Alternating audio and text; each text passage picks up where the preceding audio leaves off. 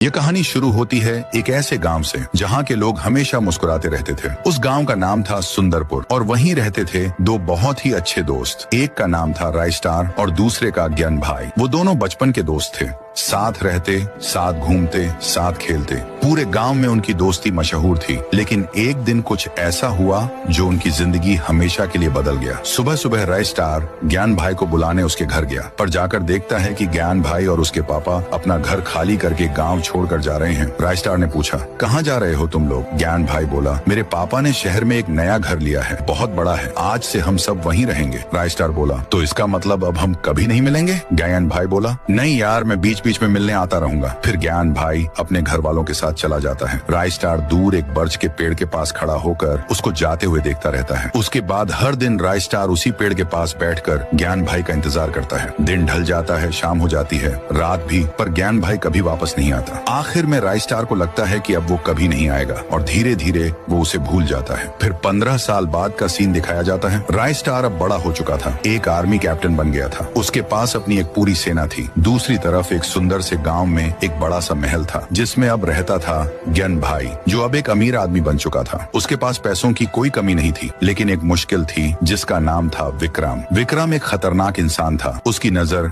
ज्ञान भाई के पैसों पर थी। ज्ञान भाई इस वजह से हमेशा टेंशन में रहता था। फिर एक दिन वही होता है जिसका डर था। विक्रम और उसके गुंडे गांव पर हमला कर देते हैं। हर तरफ अफरा तफरी मच जाती है। गुंडे लोगों को मारने लगते हैं। ज्ञान भाई समझ जाता है अब उसका बचना मुश्किल है। वो तुरंत अपने एक आदमी से कहता है, इस गांव से बहुत दूर एक छोटा सा गांव है, वहाँ मेरा एक पुराना दोस्त रहता है, उसके पास जाओ और बोलो कि मुझे उसकी मदद चाहिए। वो आदमी बाइक लेकर निकल पड़ता है रायस्टार के गांव की तरफ। उधर दूसरी तरफ रायस्टार अपने आर्मी कैंप में सोल्जर्स को ट्रेनिंग दे रहा होता है। तभी एक लड़का आता है और कहता है, मुझे ज्ञान भाई ने भेजा है, हमारे गांव में एक गुंडे ने हमला कर दिया है, अब सिर्फ आप ही हमारी मदद कर सकते हो। रायस्टार सब कुछ समझ जाता है और बिना समय गंवाए अपनी पूरी सेना लेकर निकल पड़ता है ज्ञान भाई को बचाने। इधर विक्रम ने ज्ञान भाई को पकड़ के जेल में डाल दिया होता है। विक्रम कहता है, अब तुझे कौन बचाएगा? तू गया। ज्ञान भाई बोलता है, तुझे नहीं पता, मेरा एक दोस्त है जो मेरे लिए जान भी दे सकता है और वही तुझे मारकर मुझे छुड़ाएगा। तभी अचानक सब तरफ एक गहरी धुंध छा जाती है और उस धुंध के बीच से एंट्री होती है